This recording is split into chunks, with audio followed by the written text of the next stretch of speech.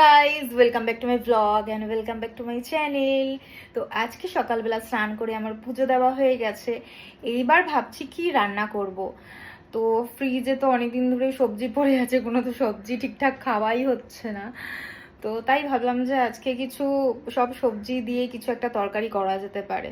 তো তারপরে ভাবলাম একটু শুক্তো খাওয়া যেতে পারে বা শাক খাওয়া যেতে পারে। তো পাট শাক তো রয়েইছে, তারপরে ভাবলাম যে আজকে শুক্তো করব আর পাট শাকের ঝোল করব। আর তারপরে সে মানে শেষ পাতে যেটা ছাড়া একদমই ভালো লাগে না খেতে, সেটা হলো একটু আমের চাটনি করব।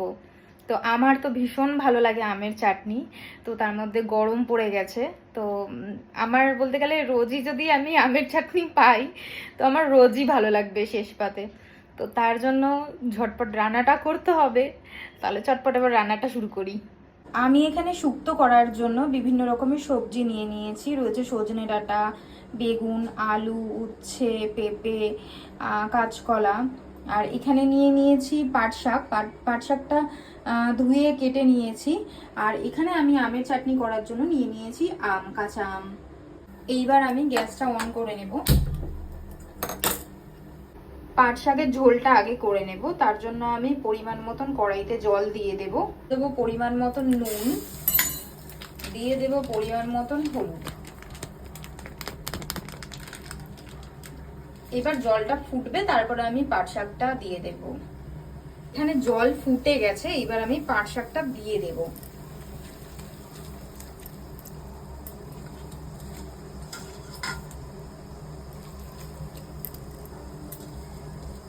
পাট শাকটা ফুটে গেছে, এইবার আমি কিছু কাঁচা লঙ্কা চিড়ে দিয়ে দেব। আর ফোড়ন দেওয়ার জন্য সবকিছু রেডি করব।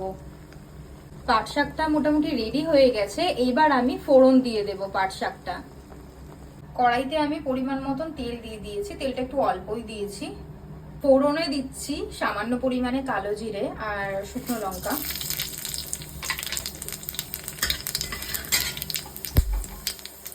দিয়ে দেব কুচনো রসুন।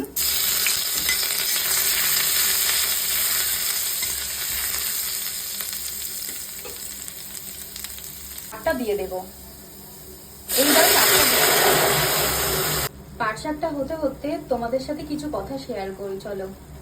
তোমাদের সাথে যে কথাটা শেয়ার করব সেটা হলো, রান্নাটা করার আগে তো আমি মাকে ফোন করি যে মা পাট শাকটা বানাই কি করে গো, আমি তো এর আগে পাট শাক কখনো রান্না করিনি, এটা ফার্স্ট টাইম। তো জানি না কিভাবে রান্না করব, বুঝতে পারছিলাম না। তারপরে মা বলে দিল এইভাবে পাট শাকটা রান্না করলে খেতে ভালো হবে। তো মায়ের মতনই চেষ্টা করেছি সুন্দর করে রান্না করার, মা ঠিক যেভাবে রান্নাটা করে। তো মোটামুটি তো আমার পাট শাক হয়ে এসছে। তো দেখেছো, তোমাদের সাথে কথা বলতে বলতে পাট শাকও হয়ে গেছে। তো এবার নেক্সট রান্নাটা করতে হবে। তাহলে চলো। পাট শাক রান্না হয়ে গেছে, এবার আমি পাট শাকটা নামিয়ে নেব। আমি এখানে ঝোলটা একটু কম রেখেছি, মানে খুব বেশি ঝোল ঝোল করিনি, একটু লাইট রেখেছি। শুক্তো করার জন্য আমি আগে এই সবজিগুলোকে ভেজে নেব। কড়াইতে পরিমাণ মতন তেল দিয়ে দিলাম সবজিগুলো ভাজার জন্য। হালকা লবণ দিয়ে আমি সবজিগুলোকে ভেজে নেব। এবার আমি সবজিগুলো দিয়ে দেব।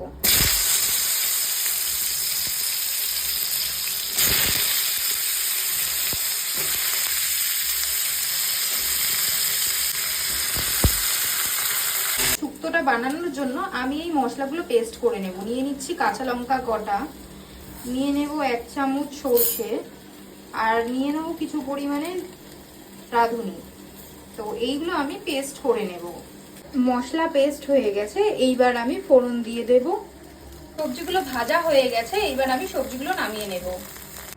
কড়াইতে পরিমাণ মতন তেল দিয়ে দিলাম। ফোড়নে আমি দিয়ে দিলাম রাঁধুনি আর শুকনো লঙ্কা, আর শুকনো আদা দিয়ে দিয়েছি। মশলাটা এবার আমি দিয়ে দেব।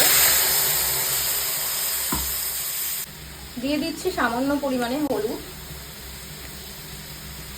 এইবার আমি সবজিগুলো দিয়ে দেব, ভাজা সবজিগুলো হালকা ভাজা ভাজা হয়ে গেলে তারপর আমি জল দিয়ে দেবো, সামান্য পরিমাণে দুধও দিয়ে দেবো। আমি এখানে অল্প করে দুধ দিয়ে দিলাম। এবার দিয়ে দেবো পরিমাণ মতন জল।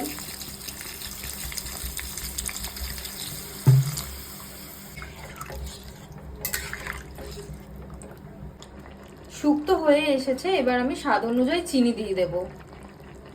আমি চিনি দিয়ে দিলাম।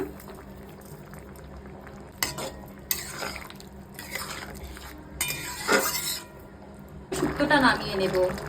আমগুলোকে আমি খুব ভালো করে ধুয়ে নিয়েছি। আমের চাটনি বানানোর জন্য আমি এখানে পরিমাণ মতন তেল দিয়ে দিলাম। এবার আমি সম্বারটা দিয়ে দিলাম।